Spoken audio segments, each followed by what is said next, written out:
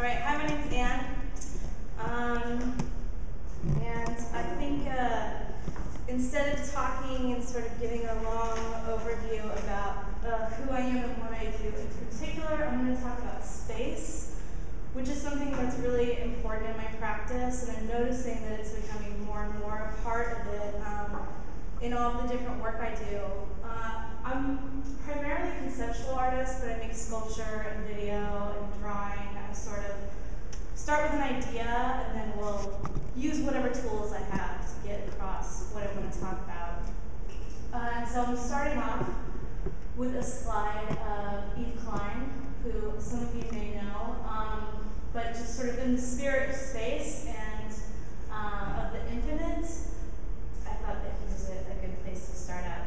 So I'm really interested in space that's encapsulated by artworks and artworks that represent certain spaces, and how a studio practice can come to create works that make sense in relation to that idea. I'm also really interested in monochromes, and you'll see that kind of developing through the work as it goes. Music is a huge influence of mine, as is location. I take a lot of road trips. This is just sort of a clip from one of my trip maps that I go to different sites, or usually grave sites or historical musical sites. For instance, Dockery Farms. Dockery Farms Plantation is one of the largest plantations in Mississippi. It's west of Greenville, just off of 61. And Charlie Patton learned how to play guitar there, and sort of taught all the other guys how to play guitar there. They call it the home of the blues. I like blues music too, by the way, if you don't know anything about my work.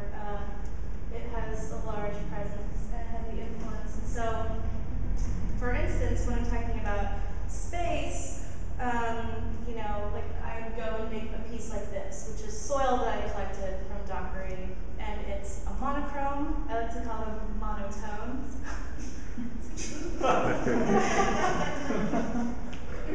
All right, so you like that?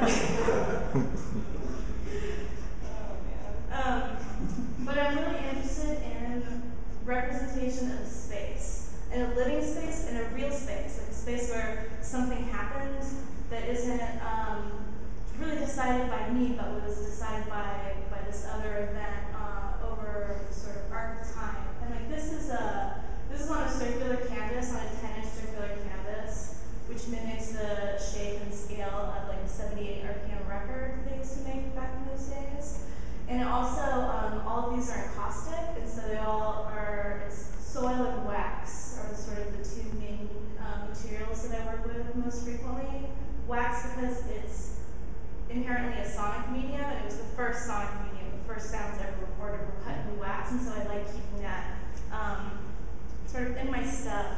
But I think that trying to get that physical space into your space is what I'm interested in.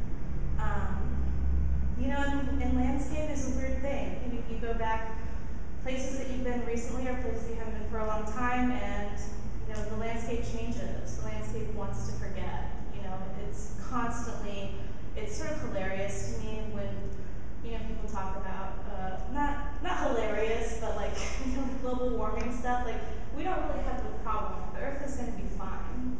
You know, the Earth is going to regenerate itself, and we'll continue on. So this slide is kind of dark, but this is like another group of pieces that I'm doing with soil, and also with different herbs. I'm really interested in folk magic and how that relates to blues too. So the one up on the left is wormwood and wax, and wormwood is used to like induce vision.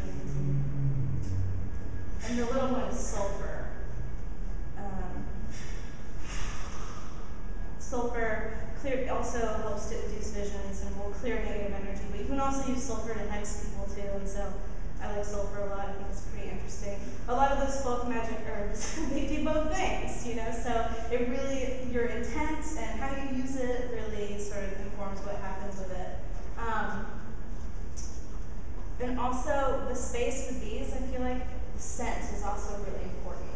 I don't seal these pieces, so you can really smell the wormwood, or you can smell the dirt, or you can smell the sulfur. You know, these things are pretty, they're definitely they occupy their space.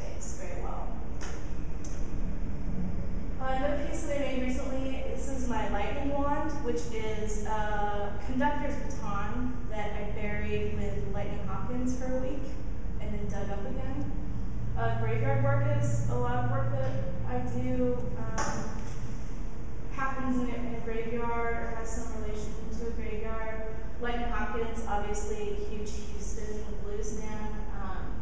And with hoodoo, which is back to the folk magic, which I sort of referenced very briefly earlier, if you bury something at somebody's gravesite for 7 days and 7 nights and then you resurrect it, it embodies their presence and you can sort of wield their powers however you want. So I was thinking about wands, about magic wands, you know, like you see Harry Potter, you know, waving wands around and all these other kids with their wands, and I just thought wands are such a cool idea, and so that kind of got me to a conductor's baton. But like I said, he's buried here, local artist. I think I'll probably end up doing a lot more work having to do with bluesmen and women, music in Houston. That space too, that really personal space that people sometimes have trouble with or are uncomfortable going to. I think graveyards are really interesting places. This is a slide that you can't really see at all, but it's me and I'm holding up this little thing, and that's me at a Chuck Berry show. I am interested in musical space too. Like when you go to shows, there's always that moment, if you're at a show that you really like, where just things sort of like sync up together, and everybody always tries to emulate or encapsulate or hold on to that experience, but you just can't really do it. So I thought that you got to soak it up, and again, using wax, I take these little masonite squares and cover them with wax, and we'll take them to a show, just hold them up while the performer's performing, and then I take them home and put another coat of wax over it, and they're done. And so they're like these performances. So this is Chuck Berry's. I don't do anything to them. They're small, so I can kind of get them in and out conspicuously, you know, without causing too many raised eyebrows. But that energy, that space, is really interesting to me. Trying to sort of grab onto it in a sonic way, starting to have this representation of that experience, of that space, is what I'm really after. And this is another sonic space piece that I've been working on, which is obviously really influenced by Bryce Martin, and back to the monochrome again. This is my Wu-Tang Return to 36 Chambers, and it's acoustic speaker fabric. So it's fabric that's meant to let you hear music, but there's, again, nothing else on it. It's just those 4 panels. You know, I was thinking about, like, how can you have a record playing in a room without actually having a record on? How can you feel, you know, the presence of a song without actually hearing it? And these sort of things, these sort of ideas kind of lead me to these. Another monotone piece. But it's a silent manifestation, and I think that's really interesting. Let's see what else. I'm almost done. Okay, these are my morning sleeves, which I made because I've been thinking about musicians dying, which they do all the time. But I was really afraid of Bob Dylan dying, or Leonard Cohen, or Neil Young, or sort of like my core dudes. And so I wanted to be prepared for that when that happened. So I took all these record sleeves and I screened them with mourning lights.